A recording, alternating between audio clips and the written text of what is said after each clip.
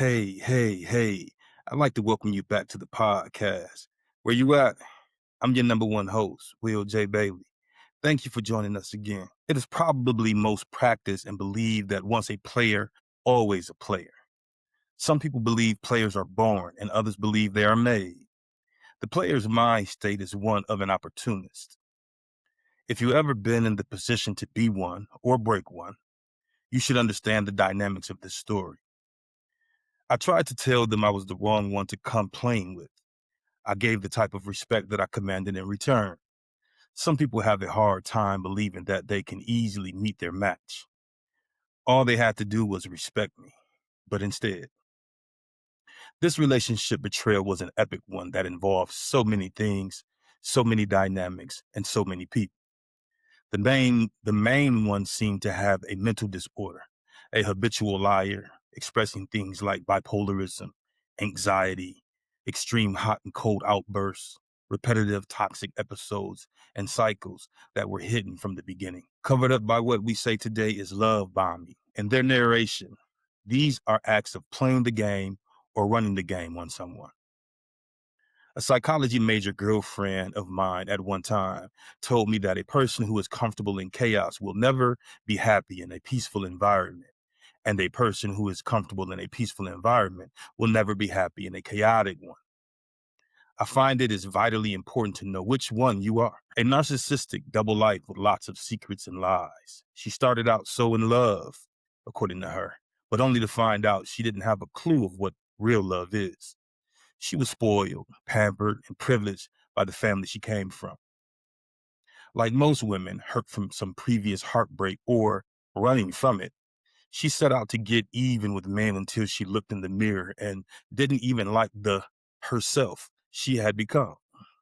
She was caught up between being a player that her family raised and heartbreak provoked, rather than the lover with the big heart. How can you tell if people are types that use spells, mask manipulation, witchcraft, etc., to subdue potential victims? How can they tell when they finally have met their match? She prayed for transformation, prayed for real love, and got her wishes. The only thing about this gift was she had to be patient and follow his lead when he became ready to lead her. This challenged everything about her core self, and she resorted to lying, narcissistic, manipulative behavior, intentions, and tactics to trap him. She tried to control it rather than let him choose her. She love bombed as a player, but ironically, she caught feelings. The family was worried to protect her and their image pleased people of specific value, such as a mother figure, father figure, children, certain relatives, certain friends, also fans and foes, lovers and enemies. They tried to convince her that I was the square one and she was too much for me, laughing out loud. She had the same regard for the people in the community, caring what people thought about her. Truth is, she had a lot of things about her that people protected just to uphold her image. While downplaying what type of person she really is in reality, life led to a lot of secrets, lies, and a long list of betrayals, while downplaying what type of person she really is in reality. A family of selfish, narcissistic mindsets with a desire for control and unaccountability. Manipulative, spoiled, rotten behavior, habitual liars, prideful but secretly jealous and envious of others, with a lot of insecurities, mind you. These are the type of people I described to her we come from, although I respected the togetherness they showed as a family in some cases. I told and trusted her with certain stories about people around me, and we connected. Although we had two different methods to redemption, I protected her and she protected me.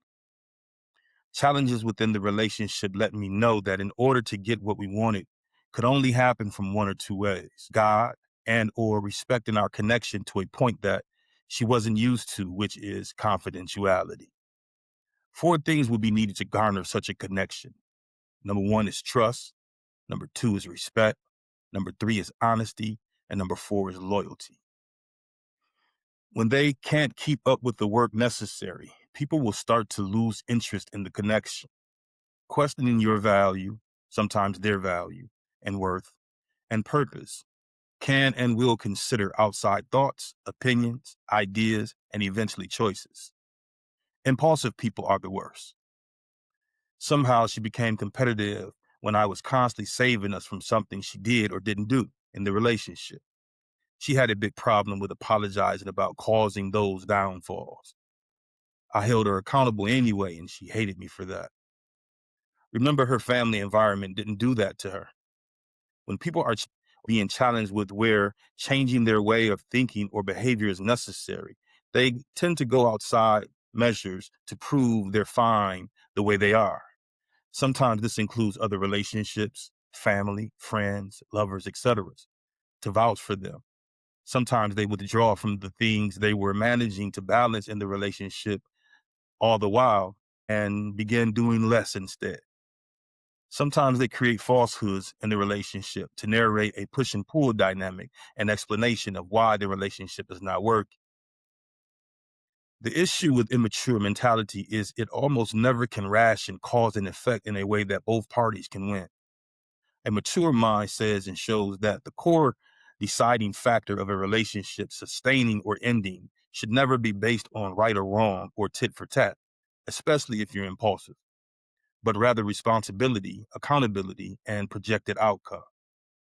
This way, even though there may have been some difference that doesn't fit the other person, the four things needed to garner such a connection, again, trust, respect, loyalty, and honesty, can still be applied benefiting both parties, even if one of those principles have been violated.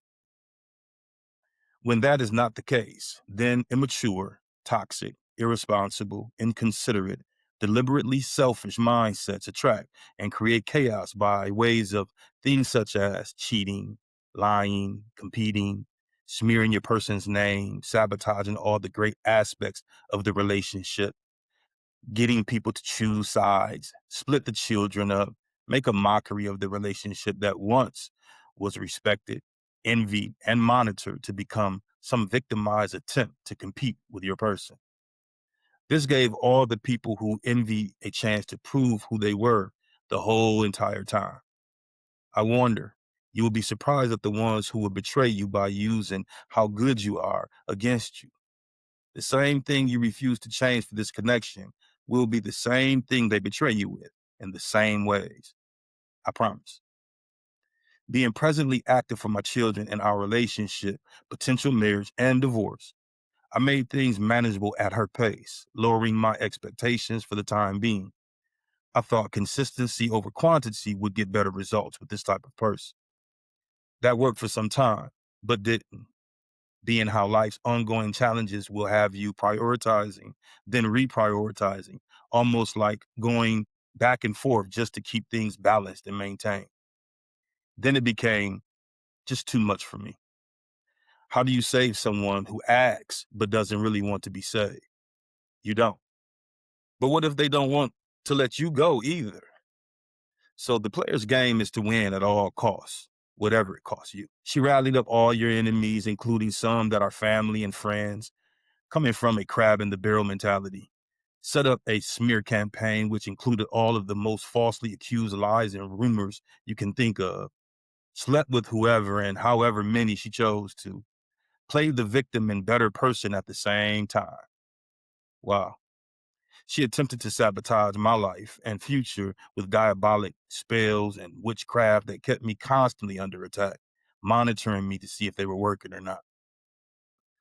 This was far from my idea of a great match for me, being my idea is an honest woman, honest when it uplifts and when it hurts, a good-hearted, compassionate woman, lead mostly by her feminine side, a leader, knows what she wants and has her own mind and desires to match mine, a really good communicator, knows how to speak well and listen well, a spiritual woman, has a clear and transparent relationship with God and belief in woman was made for man, a value of family, but not always first, a patient woman, never checks the schedule when I'm in need, a growing woman that prayed for me to be beside her growing together, and a loving woman who believes love conquers all and is the strongest of any strength. This is an example of how an alleged woman friend, lover, and wife came to be the so-called Jezebel of my testimony. I can say that I am very familiar with the player's lifestyle completely, to the point I can easily tell the ones who are natural from those who are mimicking others. I have not always been a saint. However, I know if they told you how the players end up, it doesn't often look anything like the lifestyle did when they were winning within it. In some contexts, particularly in the Old Testament, restitution or vengeance can be associated with a sevenfold return. This is in Proverbs 6:31 or Genesis 4:15 for further explanation. In Mark 10:29-30, however, Jesus promises that those who sacrifice for the gospel will receive a hundredfold return, now in this time, in spiritual relationships as well as eternal life. I decided to focus on change and growth from within, all while in this situation. I became quiet, slow to speak, less argumentative, less involved, less concerned, and eventually silent. I relied on God instead of vengeance. I had already set up for anything that could be salvaged from the relationship, including the friendship, but her choices sabotaged that as well. The irony of God, the universe, and or karma as we know it and its workings conditions ensures that all the hands involved in the smear campaign against me will be returned to them all. People who seem to get away with wrongdoing to anyone or a lot of people always get what they deserve in the end. You may not see it, but rest assured, we reap the seeds we sow. So despite all that was done to me by all the hands of the people involved, my life reflects the reaping of good seeds sown. The glow up as high as vengeance. Living well. The best revenge is not engaging in vengeance, but living a life that is so fulfilling and happy that the negativity of others becomes irrelevant, thriving, unbothered. When you continue to stand, thrive, and rise, it highlights the failure of their actions to break you. Internal growth. The glow up isn't just external, it is a shift to peace, self love, and healing, which shines brighter than any act of retaliation. The nature of karma. The echo effect. Karma is seen as a neutral force, a reflection of energy set in motion rather than a vengeful act. When you focus on good, good returns to you. Planting seeds. By staying positive and focused on your path, you plant seeds for future success and blessings regardless of what they are doing. Silent action. Karma moves silently but powerfully. While unkind people may seem to thrive initially, their actions leave lasting marks on their own souls and reputations. The shift in focus from pain to purpose. Instead of wanting to see them suffer, many find more satisfaction in becoming indifferent to them, focusing entirely on personal evolution. Release resentment. True karma is often simply moving on to a better life, allowing them to deal with their own shortcomings. Rise above. By choosing to rise above the toxicity, you stop being a participant in their game and they are left playing with themselves.